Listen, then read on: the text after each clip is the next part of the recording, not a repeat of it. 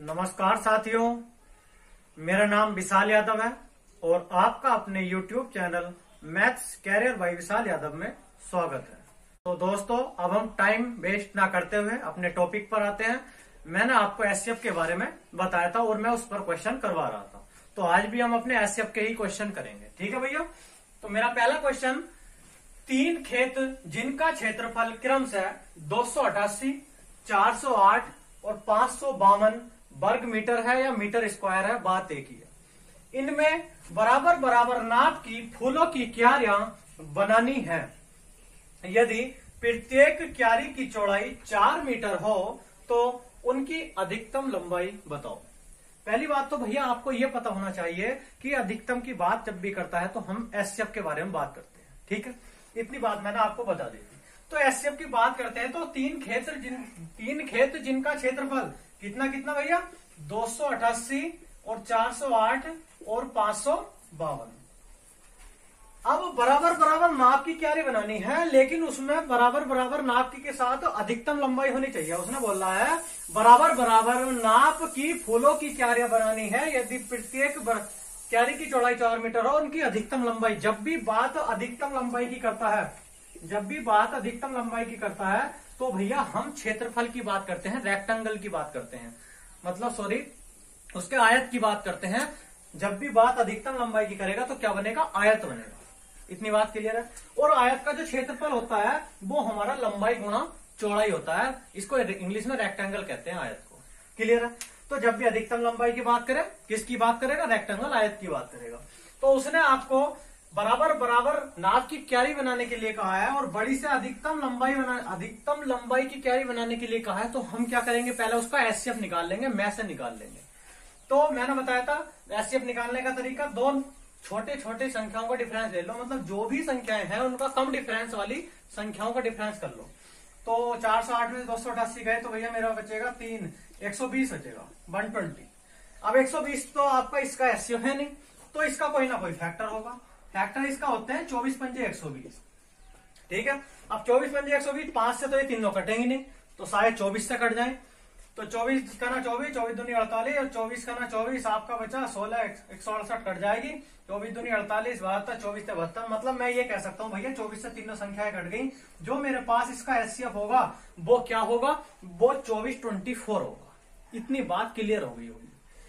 अब उसने बोला है बराबर बराबर फूलों की क्यारियां बनानी है नाप की। यदि प्रत्येक क्यारी की चौड़ाई 4 मीटर हो तो अधिकतम लंबाई, यही तो बात बोल रही है। और मैंने बताया अधिकतम लंबाई मतलब क्या बनेगा, रेक्टेंगल, आयत बनेगा। और ये मेरा एससीएफ जो आया है उसके क्षेत्रफल में से वो आया है एससीएफ, जो बराबर बराबर नाप की आप क्यारी बनाओगे। ठीक है। चौड़ाई उसने आपको दी है, लंबाई आपने निकालनी है। तो भैया क्षेत्रफल होता है एलबी बराबर लंबाई गुणा चौड़ाई, क्षेत्रफल बोलते हैं इसको। ठीक है। और आपकी बी कितनी है, चौड़ाई है भैया 4 और लंबाई आपने निकालनी है। और आपका जो क्षेत्रफल आया है, जो आप बराबर बराबर नाप की क्यारी बनाओगे, वो कितना आया मेरा भैया, वो आया 24। क्लियर। और हम एल निकालनी है, तो एल मेरे पास 4 × 24 कितनी आ जाएगी। और उसने यही पूछी थी अधिकतम लंबाई कितनी होगी। तो 4 × 24 एल बराबर आपकी कितनी आ गई, 6 आ गई। इस प्रकार आपको निकालना था। यह आपका क्षेत्रफल है जो बराबर बराबर नाप की क्यारी बनेगी, जिसमें आपको चौड़ाई दी है, लंबाई आपको निकालनी है। क्लियर है। तो एल बराबर कितनी हो जाएगी, 6 हो जाएगी। उम्मीद है कि समझ में आ गया होगा। ऐसा कुछ खास क्वेश्चन है नहीं। ठीक है। नेक्स्ट क्वेश्चन की तरफ चलते हैं। दोस्तों, मेरा दूसरा क्वेश्चन यह है, काफी बार आया, इतना जरूर बता दो, किसी भी बुक में उठाकर देखना आप, काफी बार ये क्वेश्चन आया है, तो थोड़ा ध्यान से करेंगे। ठीक है। मैं आपको 2 तरीके से कराऊंगा। मैं आपको बेसिक से ही बताऊंगा ये भैया, और मैं आपको इसका डायरेक्ट भी बताऊंगा, जो हिट एंड ट्रायल से होता है। 3 संख्याएं जो सहअभाज्य है, पहले 2 संख्याओं का गुणनफल मैंने मान लिया जो मेरी 3 संख्याएं हैं वे आपकी ए बी सी है। ठीक है। तो 2 संख्याओं का गुणनफल मतलब पहली 2 संख्याओं का गुणनफल वो बोलता है भैया ए गुणा बी बराबर कितना है, 551 है। ठीक है। फिर अंतिम 2 संख्याओं का गुणनफल, अंतिम 2 संख्याएं मेरी बी गुणा सी है, तो उनका गुणनफल उसने दिया है 1073। तो आपको नंबर्स की नॉलेज होना बहुत जरूरी है। अगर आपको नंबर्स की नॉलेज है तो भैया आप इसे एकदम कर दोगे। और मैं आपको एक बात बताऊं, जब भी इस प्रकार का क्वेश्चन आए, ज्यादातर 19, 23, 29, 37 इनके बारे में ही ज्यादा बात करता है। मतलब 19, 23, 37 और 29 जो संख्याएं हैं इनके बारे में ज्यादा बात करेगा वो, तो हमें इनकी नॉलेज होनी चाहिए कि कौन सी संख्या कब डिवाइड होती है। ठीक है, तो उसने कहा ए गुणा बी 551 है, बी गुणा सी 1073 और शहरी अभाज्य संख्याएं हैं, प्राइम नंबर है, प्राइम। ठीक है, तो मैंने बताया नॉलेज आपको 19, 23, 29 और 37 की होनी चाहिए अधिकतम। तो मैं अगर इसको करता हूँ हिट एंड ट्रायल्स है, तो मैं इसको काट के देख लेता हूँ, क्या पता 19 से कट जाए। तो 19 से यदि काटते हैं तो 19 दूनी 38 और आपका भैया कितना बचा, 19 दूनी 38, 17, 19 नंबर 171। मतलब ये आपकी जो संख्या होगी वो 19 गुणा 29 होगी। मैंने जब पता लगाया इसका ए गुणा बी बराबर, काट के देख लिया अपनी तरफ से, मैंने बताया किन किन नंबर की नॉलेज होनी चाहिए, तो आपको हिट एंड ट्रायल से अंदाजा लगा लिया मैंने कि 551 किससे कट सकता है। ठीक है, तो 19 से कट गई तो 19 गुणा 29, 19 भी आपकी और 29 भी आपकी क्या है, प्राइम नंबर है। ठीक है, अब मैं इसको काट के देख लेता हूँ 1073 को। तो 1073 को जैसे ही मैं काटता हूँ भैया, तो बी गुणा सी बराबर आपका 29 गुणा 37 कटेंगे। 29 से यदि मैं काटता हूं तो मुझे पता है कि इसमें से एक संख्या क्या, बी संख्या कॉमन है, तो आपकी 29 है ना इधर, तो इधर 29 से जरूर आपकी 37 बार कटेगी। 29 थी आपका कितना होते हैं 87 और बचा कितना आपका 87, 13 और 13 और 7 भैया 20, 203, तो 7 बार कट जाएगा। 7 में 63 का 3, 7 दूनी 14 और 6 20। ठीक है, तो 29 गुणा 37 आपके इधर कट गई। मतलब मैं ये कह सकता हूं मेरी समीकरण सेटिस्फाई है, ए बराबर ये है, बी बराबर ये है और सी बराबर ये है। क्लियर है, और आपसे पूछा क्या गया, तीनों संख्याओं का योग, ए प्लस बी प्लस सी बराबर कितना हो जाएगा, 19 प्लस 29 प्लस 37 कर लेंगे भैया इसको, तो हमारा हो जाएगा 7 9 दूनी 18, 18 7 25 का 5 हासिल 2 और 5 5 2 7 और 1 8। मतलब इनका जो योग पूछा गया है वो 85 85 आएगा। क्लियर है इतनी बात, तो आपको हिट एंड ट्रायल से कर लेंगे, थोड़ा अंदाजा लगा लिया करो नंबर्स का कि किससे कट सकता है। अभाज्य की बात की है उसने, यहाँ 19 से कट गया तो 19 29 मिल गए, आपका बी 29 है तो यहाँ बी आपका 29 है, 29 आप एकदम काट ही लोगे, तो आपके पास ए भी है, बी भी है, सी भी है, तीनों का योग पूछा तो कितना आ जाएगा 85 आ जाएगा। क्लियर है, अगर आपको हिट एंड ट्रायल से नहीं करना, बिल्कुल बेसिक से करना है तो ये बेसिक से कर लो, बड़ी संख्या में से छोटी संख्या घटा लो। जब आप बेसिक से करोगे तो मैंने मान लिया बड़ी में से मैंने छोटी घटाई, बीसी माइनस ए बी बराबर 1073 माइनस 551। ठीक है, अपने आप कर लिया, क्योंकि जब भी ऐसा क्वेश्चन सोल्व करना हो तो भाग लगती है, या आपकी जो है मल्टीप्लाई होती है, या आपका माइनस होता है, या आपका एड सब होता है। ठीक है, ये चीजें होती हैं और कुछ होता नहीं है। तो मैंने सब्ट्रैक्ट माइनस कर लिया, तो 1073 में से 551 घटाएंगे, 3 में से 1 गए 2, 7 में से 5 गए 2, 10 में से 5 गए 2, 3 में से 1 गया 2, 7 में से 5 गए 2 और 10 में से 5 गए 2। मतलब 522 आपकी वो संख्या आई, और मैं ऐसा बी कॉमन ले सकता हूं, तो मेरे पास बचेगा सी माइनस ए। अब भैया 522 का आपको फैक्टर करने हैं, तो आप पहले 2 से करेंगे, तो 2 दूनी 4, 1 बचा 2 6 12, 2 का ना 2, तो 2 गुणा 261। अब किससे कटेगा, 6 7 7 2 9, 3 से कट सकता है। ठीक है, 3 से 9 से कटेगा, 6 तो हाँ 9 से भी कट जाएगा, तो भैया इसको 9 से काट लेंगे 261 को। तो 9 दूनी आपका था 9 दूनी 18 और आपका 81, 9 9 81, मतलब 9 गुणा और 2 गुणा 29 आपकी ये संख्या कटी, तो आपका बी सी माइनस ए है। तो क्या इसमें आपका 29 प्राइम नंबर नहीं आया, आया है ना, तो 29 प्राइम नंबर है, और मेरे पास इधर एक संख्या सिंगल कौन सी है, बी, अर्थात मैं ये कह सकता हूं बी आपका प्राइम नंबर कौन सा है, 29 है, और आपके 9 और 2 प्राइम नंबर नहीं है, उसने प्राइम नंबर अभाज्य की बात की है, तो मेरा जो बी है वो प्राइम नंबर निकल कर आया भैया, ऐसा इनसे कोई मतलब नहीं है, क्या होंगे, तो आपका निकल कर आया बी बराबर 29। अब आपका बी यहाँ भी था यहाँ भी था, तो आप निकाल सकते हो बी बराबर 29 आया, मतलब ये फैक्टर आपके 19 गुणा 29 होंगे जब 29 से भाग दोगे, और जब इसे 29 से भाग दोगे तो ये फैक्टर आपके 29 गुणा 37 होंगे, तो ए प्लस बी प्लस सी कर सकते हैं। ये आपका बेसिक था, लेकिन आप अंदाजा मतलब हिट एंड ट्रायल से करना सीखिए, नंबर्स की नॉलेज होनी चाहिए। जिन नंबर की मैंने बात की है मोस्टली इनकी ही बात करता है। क्लियर है, और काफी बार आपका क्वेश्चन आया है। ठीक है भैया, तो उम्मीद है कि समझ में आ गया होगा। नेक्स्ट क्वेश्चन करते हैं। नेक्स्ट कॉन्सेप्ट आपके लिए ये है, आप समझेंगे थोड़ा, आपको फ्रैक्शन का कभी कभी एलसीएम और एचसीएफ दे देता है, ठीक है, तो उसके बारे में समझेंगे आप। अगर आपसे पूछता है, मान लीजिए मेरी फ्रैक्शन भिन्न है भैया, मैं अपनी तरफ से पहले आपको बताता हूँ, इसका सूत्र बता दूंगा, उसके बाद आप कर ही लोगे। मान लीजिए ए बटे बी है और सी बटे डी है और ई बटे एफ है और जी बटे एच है। मैंने ये मान लिया मेरी जो फ्रैक्शन है भैया भिन्न है, ए बटे बी, सी बटे डी, ई बटे एफ और जी बटे एच है, मेरी ये फ्रैक्शन है।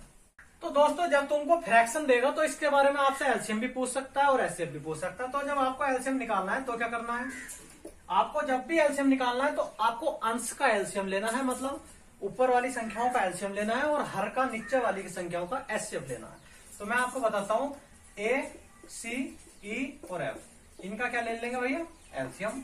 और जो आपकी नीचे बची है बी, डी, एफ और एच, इनका क्या करेंगे, एचसीएफ। तो मेरा इस प्रकार एलसीएम निकल जाता है, ठीक है। और जब आपको एचसीएफ निकालना है, तो जब आपको एचसीएफ निकालना है तो अंश का ऊपर वाले का एचसीएफ ले लेंगे, मतलब एचसीएफ किसका ले लेंगे, ए, सी, ई और एफ का। और भैया जब आपको एचसीएफ निकालना होगा तो एलसीएम लेंगे नीचे वालों का, मतलब बी, डी, एफ और एच। इतनी बात बस आप ध्यान रखेंगे, आपका आंसर आ जाएगा। कभी भी आपको फ्रैक्शन का, भिन्न का एलसीएम या एचसीएफ निकालना हो तो अंश का एलसीएम बटे हर का एचसीएफ, अगर एलसीएम निकाल लोगे, जो निकाल लोगे वो ऊपर जाना है, वो ऊपर पूछेगा। अगर एचसीएफ निकाल लोगे तो अंश का एचसीएफ बटे हर का एलसीएम, इसको नोट कर लेंगे। अब मैं इस पर आपको एक आध क्वेश्चन करवाता हूँ, क्लियर हो जाएगी आपको बात, ठीक है भैया। तो दोस्तों आपके सामने क्वेश्चन मेरा है 8/25, 16/15, 4/35 और 32/45। अब आपको इसका भैया एचसीएफ भी बताना है और एलसीएम भी बताना है, ठीक है। तो आपका क्लियर हो जाएगा कि एचसीएफ और एलसीएम किस प्रकार निकालते हैं। मैंने बताया था जब एचसीएफ निकालेंगे तो जो चीज निकालते हैं वो ऊपर आती है, मतलब अंश का एचसीएफ बटे हर का एलसीएम। तो अंश का एचसीएफ मतलब 8, 16, 4 और 32 का जब आप एचसीएफ की बात करोगे तो इनका जो एचसीएफ होगा भैया मैसा होगा वो 4 होगा, ठीक है। 4 ऐसी संख्या जो मेरी प्रत्येक को डिवाइड करती है, क्लियर है। उसके बाद आपका हर का एलसीएम आएगा वो 25, 15, 35 और 45। 25, 15, 35 और 45 का भैया आप एलसीएम निकाल लोगे तो इनका एलसीएम होगा 5 तो अलग कर देंगे, 5 पंजे 5 थे, 5 सत्ते 5 नम 3 अलग कर देंगे, और 7 5 7 थे 21 पंजे 105, 105 थे आपका 315, 315 15 1575। तो भैया इनका जो एलसीएम हो जाएगा वो हो जाएगा 1575, क्लियर है। तो ऐसे पूछा था अंश का एलसीएम बटे हर का एलसीएम। फिर एलसीएम की बात करता है, तो एलसीएम की बात करेंगे तो फिर आपका जो अंश है ऊपर वाला उसका एलसीएम लेंगे। तो इसका एलसीएम कितना हो जाएगा भैया, एलसीएम हो जाएगा इसका 32। सिंपल है, देख रहे हैं 8, 16, 4, 32। तो 32 ऐसा है जो प्रत्येक 8 भी है इसमें, 16 भी है, 4 भी है, तो इनका जो एलसीएम होगा वो कितना होगा, 32। एलसीएम एचसीएफ निकालना आपको अच्छे से मैंने बता रखा। और आपको हर का एचसीएफ लेना है, अंश का एलसीएम हर का एचसीएफ। अब 45, 35, 15 और 25 भैया इनका एचसीएफ क्या होगा, इनका एचसीएफ हो जाएगा मेरा 5। तो ये मेरा एलसीएम हो गया। एलसीएम बराबर एलसीएम बटे एचसीएफ और एचसीएफ बराबर एचसीएफ बटे एलसीएम, क्लियर है। तो उम्मीद है कि समझ में आ गया होगा। ऐसा एक आध क्वेश्चन आ जाता है तो आप कर सकते हैं, क्लियर है। एक क्वेश्चन और मैं इस पर आपको करवाता हूं जो आपका दशमलव वाला आता है। तो प्यारे दोस्तों, मेरे प्रिय विद्यार्थियों, आपके सामने जो मेरा पॉइंट का क्वेश्चन है दशमलव वाला वो ये है 0.9, 2.7, 0.36। पहले आप इसकी एक बात समझेंगे ध्यान से। भैया बात समझने वाली ये है कि कभी भी आपको दशमलव का क्वेश्चन दे तो आपको पहले दशमलव के बाद संख्या बराबर अंकों तक करनी है। कहने का मतलब है ये 0.9 है, ये आपका एक संख्या से पहला दशमलव है, ये भी एक संख्या से पहला दशमलव है, लेकिन ये 2 संख्या से पहला दशमलव है। तो पहले आप दशमलव के बाद संख्या बराबर अंकों तक कर लेंगे, ठीक है। वो करेंगे कैसे, इसको आप लिख लेंगे 0.90, इसको लिख लेंगे 2.70 और ये तो आपकी 0.36 है। जीरो लगाने से हमारा संख्या, दशमलव के बाद जीरो लगाने से संख्या पर कोई इफेक्ट नहीं पड़ता, ठीक है। तो मैंने इसमें भी एक जीरो बढ़ा लिया, इसमें भी एक जीरो बढ़ा लिया, ये 0.90, 2.70 और 0.36, ये तो आपका दो संख्याओं से पहला दशमलव था। अब आप मेरी दशमलव के बाद जो संख्या है वो बराबर अंकों तक है तीनों में, ठीक है। इतनी बात क्लियर है। अब मैं इसको क्या लिख सकता हूँ 90/100, और इसको क्या लिख सकता हूँ 270/100, और इसको क्या लिख सकता हूँ भैया 36/100। अब आप देख रहे हैं कि जैसे मैंने अभी फ्रैक्शन का सवाल कराया था भिन्न, उसी में मेरा ये चेंज हो चुका है। अगर आप इस प्रकार भी नहीं करना चाहते तो मत कीजिए, डायरेक्ट कर सकते हो। अगर आपका एचसीएफ पूछता है तो जो भी हमारा एचसीएफ आएगा आप 2 अंक संख्याओं से पहले उसका दशमलव लगा दो, ऐसे भी कर सकते हो, ठीक है। वरना आप ऐसा कर सकते हो, आपकी समझ है। तो 90/100 मुझे इसका एचसीएफ ज्ञात करना है। तो भैया जब इसका एचसीएफ ज्ञात करोगे तो 90, 270 और 36 का एचसीएफ क्या होगा, तो इसका एचसीएफ होगा 18, ठीक है। तो इसका एचसीएफ 18 है और इसका नीचे वाले का एलसीएम निकालते हैं। तो एलसीएम कितना है 100। तो मेरा क्या आंसर आ जाएगा, दशमलव में ही बताना है, ये बात ध्यान रखेंगे, ये मेरा आंसर नहीं है, दशमलव में ही बताना है। तो 0.18 मेरा इसका आंसर आ जाएगा 0.18। अगर आप 100 ना करते, ठीक है, तो इसका एचसीएफ 18 आया था ना, तो आप 2 संख्याओं से पहले दशमलव लगा देंगे तो भी आपका 0.80 आता, अब आपकी समझ है, चाहे आप ऐसा कर लो चाहे ऐसा कर लो, डायरेक्ट करना होता है, इतना लिखेंगे नहीं वरना टाइम वेस्ट करोगे। तो लिखना कुछ नहीं है, डायरेक्ट कर लेंगे। मुझे पता है इसका 18 आपका एचसीएफ आएगा, तो आपका दो संख्याओं से पहले दशमलव है सब में, तो दो संख्याओं से पहले लगा देंगे, 0.18 हो जाएगा इसका एचसीएफ। एलसीएम निकाल लेंगे तो भैया इसका एलसीएम निकाल लेंगे, जो भी आएगा दो संख्याओं से पहले उसका दशमलव लगा देंगे। क्लियर है? तो उम्मीद है कि समझ में आ गया होगा। अब मैं आपको एक छोटा सा और सवाल कराता हूँ, उसमें कुछ आपको बताना है। तो दोस्तों क्वेश्चन मेरा ये है, 15/25 और 8/24, इसका आपको एलसीएम बताना है। क्या होगा? क्या बताना भैया? एलसीएम। अब मैंने ये क्वेश्चन आपको इसलिए दिया है, जानबूझ कर दिया है, क्योंकि इसमें मुझे कुछ आपको नई चीज बतानी है। शायद आपको पता हो तो अच्छी बात है, नहीं पता हो जिसको तो वो पता कर लेगा। 15/25 और 8/24 के जब आप एलसीएम की बात करते हैं तो आप क्या करेंगे, आप एकदम क्या करेंगे, 15×8 = 120 और इसका एचसीएफ निकाल देंगे, और इसका एचसीएफ कितना होगा? 1। तो ये आप एकदम एलसीएम बता देंगे। 15 और 8 का एलसीएम 120 और 25 और 24 का एचसीएफ कितना है। लेकिन ये मेरा गलत है, यही मैं बताना चाहता हूं। मैं बताना ये चाहता हूं, जब भी आपको फ्रैक्शन में क्वेश्चन आए तो पहले आप फ्रैक्शन को सिंप्लीफाई करोगे, उसको सोल्व करोगे, यदि वो सोल्व होती है तो। अगर वो सोल्व नहीं होती तो आप नहीं करोगे। क्लियर है? मेरी बात समझ पा रहे हैं नहीं आप? मेरा मतलब है कि 15 और 25 से सिंप्लीफाई होते हैं भैया, सरलीकृत होते हैं कि नहीं। ये आपका करता है 5 × 15, 5 × 5 = 25, मेरी फ्रैक्शन बनी 3/5। अब 3 और 5 किसी से कटते हैं? नहीं कटते ना। तो मुझे सिंप्लीफाई करना है। अगर संख्या मेरी किसी से कटती है, सिंप्लीफाई होती है, तो मैं उसको करूंगा, उसके बाद ही एचसीएफ या एलसीएम निकाल लेंगे। ऐसा नहीं है कि आपको दिया आप करने लग गए। तो जब भी ये, इसलिए मैंने क्वेश्चन लिया है कि जब भी आपको ऐसा क्वेश्चन दे, अगर वो सिंप्लीफाई होता है, किसी से कटता है, तो आप उसको सिंप्लीफाई कर लेंगे, काट लेंगे, और उसके बाद एचसीएफ या एलसीएम बताएंगे। ऐसा नहीं है कि हाँ देखते ही लग गए कि मेरा आंसर है। ऑप्शन में आपको ये भी दिया होगा। ठीक है? ये भी आपका करता है 8 × 24, 1/3। अब आप इसका एलसीएम निकाल लो। तो इसका एलसीएम होगा 3 और 1 का भैया एलसीएम कितना? 3, और 5 और 3 का 1। तो मेरा जो एलसीएम आएगा वो 3 आ जाएगा। बात कुछ समझ में आई मैंने क्या कहा? पहले आप सिंप्लीफाई करेंगे, अगर संख्या से कटती है किसी फ्रैक्शन मेरी, तब आप उसका एलसीएम या एचसीएफ निकाल लेंगे, और नहीं कटती तो आप डायरेक्ट कर ही देंगे। क्लियर? और ये अगर ना कटती तो मैं डायरेक्ट कर देता, और कट रही है तो मैंने काट दिया। तो मेरा क्या एलसीएम आया? वो आया 3। ठीक है भैया? तो उम्मीद है कि इतनी सी बात समझ में आ गई होगी आपकी। ठीक है? अब इससे कुछ एक क्वेश्चन और आगे बढ़ते हैं। तो दोस्तों आपके सामने मेरा क्वेश्चन लास्ट है आज का, 7 की पावर 140 + 1 और 7 की पावर 125 + 1। भैया इसमें आपको एचसीएफ बताना है। एचसीएफ क्या होगा?